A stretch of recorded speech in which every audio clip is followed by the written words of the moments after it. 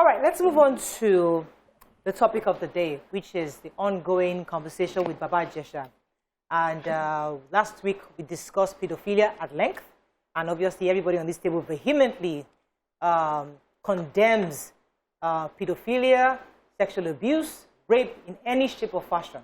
So that's not the issue. But when we come, we're going to go on a quick break. When we come back, we'll have a conversation with Princess to get clarity. And we'll have a lawyer talk to us on the legal implications, and then a family life coach tell us also the psychological implication on the child and even the perpetrator. Stay with us. We'll be right back. Thanks for staying with us. So for those of you that are not on social media, this is what we have. These are the facts on the ground. The allegations is the fact that a young 7-year-old girl told adults in her life that Baba Ijesha had molested her when she was 7 years old. Now, the adults in her life, they have staged a situation where they can catch him in the act. So Baba Ijesha came into the house, and there was a CCTV recording of him touching her indecently in the living room. Then they moved on over to the kitchen. Now, the police got involved, and with the police involvement, he was obviously arrested because they caught him in the act. In the video, he confessed to molesting her. He did acknowledge that he did molest her. Also, others also did confirm that when he actually did admit, and they saw him in the act also.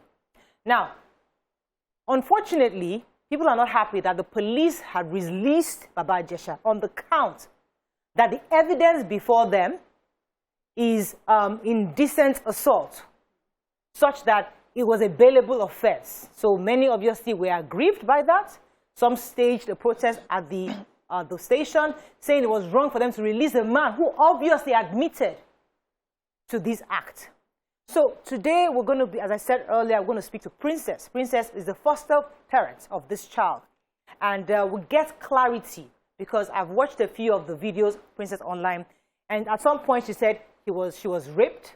But the police is saying there's no allegation of rape or molestation. Either way, it doesn't matter. Rape is the same thing for us. But we want to know exactly what happened. And secondly, Princess also said something about the 30 minutes timeline, which I would like her to clarify. So good morning, Princess. Are you there? I'm here. Oh, good to have you on the show, Princess. So, Princess, there are a few things I would like you to start off with.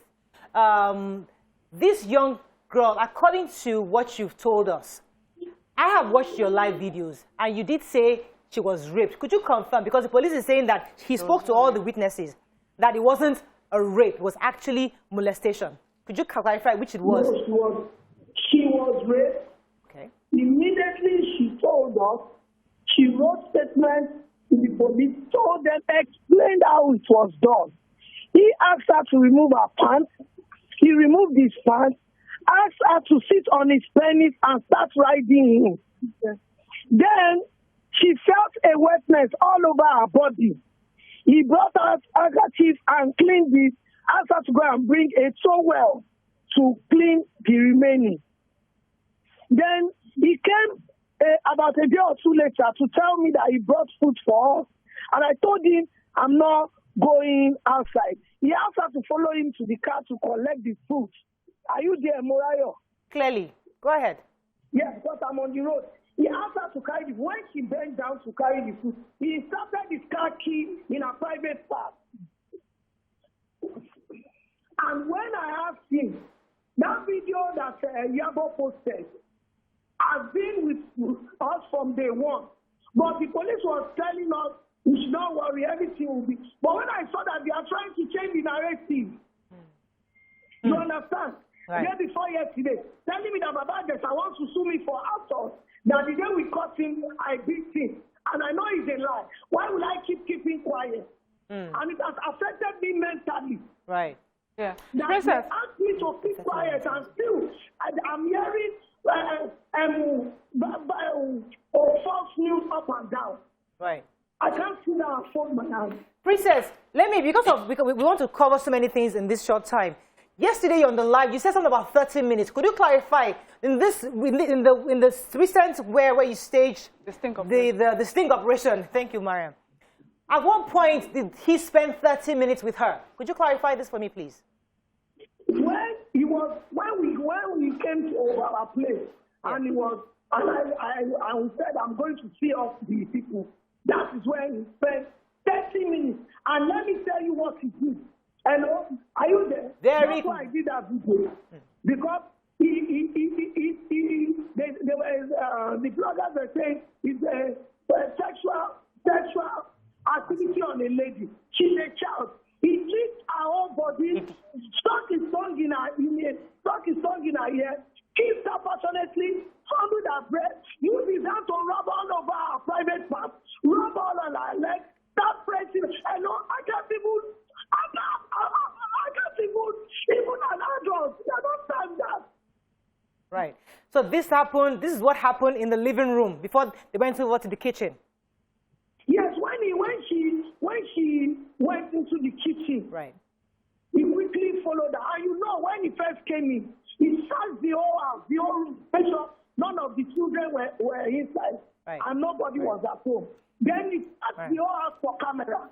Okay. Then he started hitting the wall to see if anything will fall. You understand? Right. But we didn't put the camera on the wall. If the camera was on the wall, you would have seen it. Okay.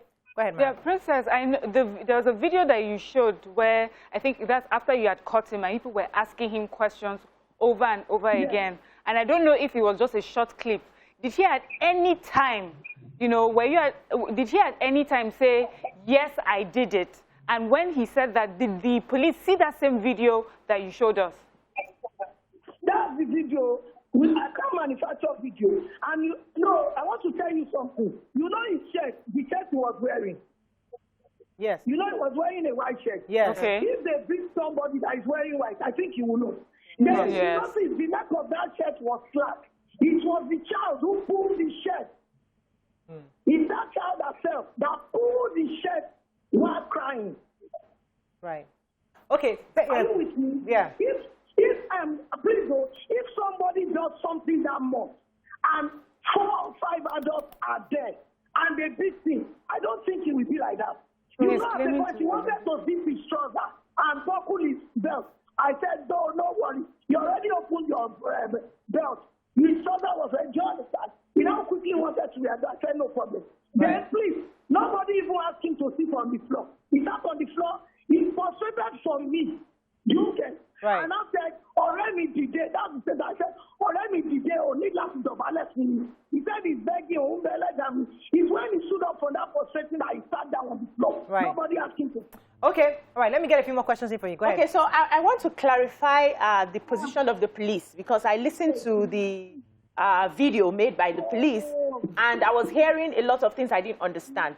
Now, did the girl make the confession in the police station that she was raped at 7? And the police heard her narrate everything at 7. She narrated everything. Okay. What happened, which is what I just told you. Right. If somebody told you, he asked me to remove my palm, sit on his pen, it was victim. She's a child, she will explain it in her own words. And let me tell you one thing again. They interviewed her over and over again for hours till night. I was not with her. Right. I was not with her. So, anybody influenced, maybe me, I influenced what she wanted to say. Do you understand? Right. By the time she was writing statements at night in fancy, she was already exhausted. All right. She told me, Mommy, since I've already written statements in the morning, can I just rewrite what I wrote? Because the police woman who collected her first statement was so humane that she told her, you can write it at your convenience, lie down, nobody will be with you. In fact, she came to our house in the morning and said, since she's a minor, go to your room and lie down. Nobody was with her. I was with the police woman. But by the time we got to the station, they begin to stress us. Let me tell you, every day, you will be wondering who is incarcerated. From morning to night, we are there. Is this fair? All right. Let me get one more question in for you. The most painful part for me, the most painful part is when we had a meeting with the CP, the way she was meant to recount everything all over again in his presence and presence of about 10 other people. I was not happy, but I did not say anything because all right. Let me get one more question in for you. Go ahead, Nima. Princess, yeah. Baba Ijesha was your friend and your colleague in the entertainment industry. How exactly? He met me at an event. That's why I did that video and suggested that we could do skits together. This was 2008. So imagine if since 2008 to 2013 I didn't do that video with him. You can imagine. Right. And I told him we are on different planes. Hi, you are a comedian, but even in the Yoruba industry, we are not even among the. You are not versatile. It's just one style, one costume, and everything. Princess, let me get a few questions in for you. We have very little time and we have a lot to cover. So let Nima throw in a question. Go ahead, Nima, please. So, how exactly was you just already established? I wanted to establish the closeness or lack of it of your relationship with him. That could lead him to invade your space like that. The only thing that made him come to my house then was because he had problem with his marriage. And the ex-wife is. Did you know the kind of problem? I went to London to beg on air because I wanted to register him in school. He told me that the reason his wife left is because he's an illiterate. I took him to a lesson called offshore. I have more than 50 witnesses for that. Got him into University of Lagos to study theater.